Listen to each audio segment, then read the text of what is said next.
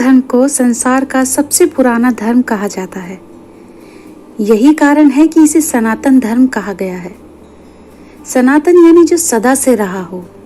सदा से रहने का मतलब यह है कि जब सृष्टि की रचना हुई उस समय से लोग इस धर्म को मानते चले आए हैं। इसे देवताओं द्वारा स्थापित धर्म भी माना गया है। गीता में भगवान श्री कृष्ण ने कहा है कि जब जब धर्म की हानि होती है और अधर्म बढ़ता है, तब तब मैं धर्म की पुनर्स्थापना के लिए अवतार लेता हूँ। यानी इसे भगवान द्वारा स्थापित और संचालित भी माना गया है। इसे हिंदू धर्म की पहली विशेषता मान सकते हैं, क्योंकि इस धर्म को किसी मनुष्य द्वारा नहीं बल्कि देवताओं के द्वारा स्थापित और संचालित किया गया है। हिंदू धर्म की प्राचीनता और महानता का सबसे बड़ा उदाहरण ऋग्वेद है।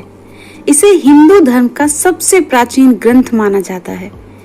कहते हैं कि ऋग्वेद की उत्पत्ति भगवान विष्णु के मुख से हुई है। कहने का तात्पर्य यह है कि भगवान विष्णु ने पहली बार ऋग्वेद का पाठ किया था। इसके बाद ऋषि मुनियों के द्वारा यह पीढ़ी दर पीढ़ी प्रचारित और प्रसारित होता गया। कहते हैं कि करीब 3800 साल पूर्व ऋग्वेद लिखित रूप में आया, जबकि इससे पहले यह एक दूसरे से सुनकर ही प्रचारित होता रहा। हिंदू धर्म के अनुसार भक्त भगवान के द्वार पर यानी मंदिर में किसी भी समय जा सकते हैं। भगवान का ध्यान पूजन करने के लिए समय का कोई बंधन नहीं है।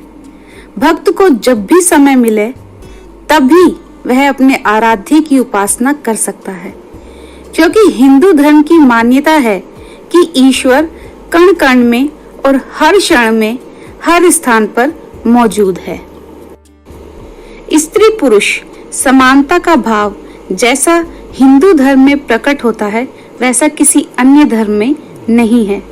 इसका प्रमाण भगवान शिव का यह अर्धनारीश्वर स्वरूप है, जिसमें शिव के आधे अंग में देवी आदि शक्ति का वास माना गया है। इसी स्वरूप को आधार मानकर हिंदू धर्म में जीवन संगिनी को अर्धांगिनी भी कहा गया है। हिंदू धर्म उल्लास और आनंद का धर्म है। इसमें कभी भी और किसी के लिए भी शौक मनाने की बात नहीं है। यही वजह है कि हिंदू धर्म में राम कृष्ण के जन्म दिवस को उल्लास पूर्वक मनाया जाता है, लेकिन उनके शरीर त्याग की तिथि तक का कहीं जिक्र नहीं मिलता है। कहीं कुछ जिक्र भी मिलता है तो वह गौण है, क्योंकि हिंदू धर्म कहता है कि राम और कृष्ण ने भले ही शरीर त्याग दिए हैं, लेकिन वह सदा सर्वदा हमारे बीच उसी रूप में मौजूद हैं, जिसे हम भक्ति भाव से महसूस कर सकते हैं। यानी हिंदू धर्म में शौक का कोई स्थान नहीं है। इस धर्म में अध्यात्म और संन्यास के साथ ही धनार्जन को भी खूब महत्व दिया गया है। यानी ऐसा नहीं है कि आप अध्यात्म के लिए घर द्वार छोड़कर सन्यासी बन जाएं, बल्कि यह धर्म कहता है कि हर चीज का एक समय निर्धारित है। युवावस्था में आप देवी लक्ष्मी और कुबेर को प्रसन्न कीजिए, यानी धर्म पूर्वक खूब धन कमाइए।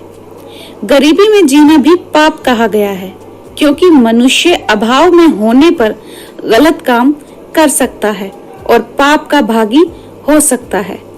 इसीलिए कहा गया है कि धन कमाओ और पाप से बचो, लेकिन युवावस्था ढलते ही मोह माया को त्याग कर अध्यात्म और संन्यास की राह पर चल पड़ो।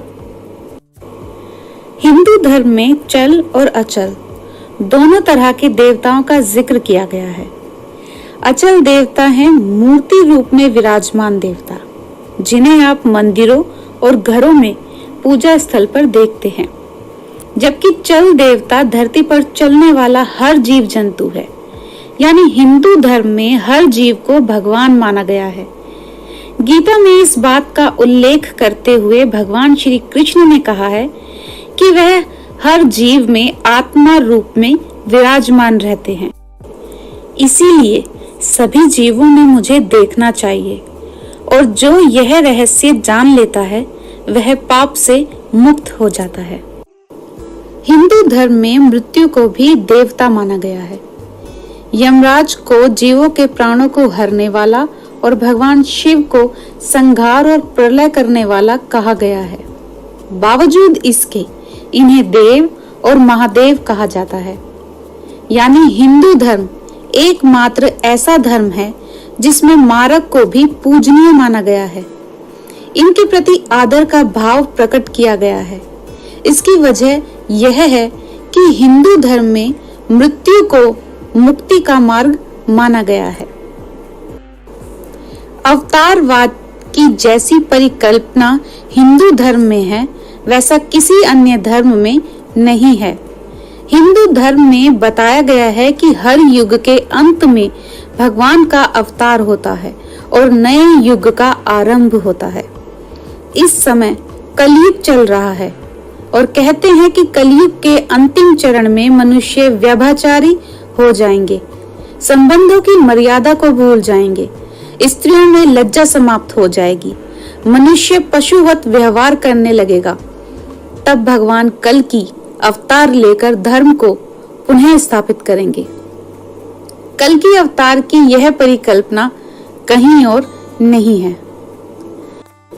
आपको हमारी आज की यह कहानी कैसी लगी हमें कमेंट बॉक्स में जरूर बताइएगा, और अगर इस कहानी में हमसे कोई भूल या कोई गलती हुई हो तो कृपया करके उसके लिए आप हमें क्षमा कीजिएगा।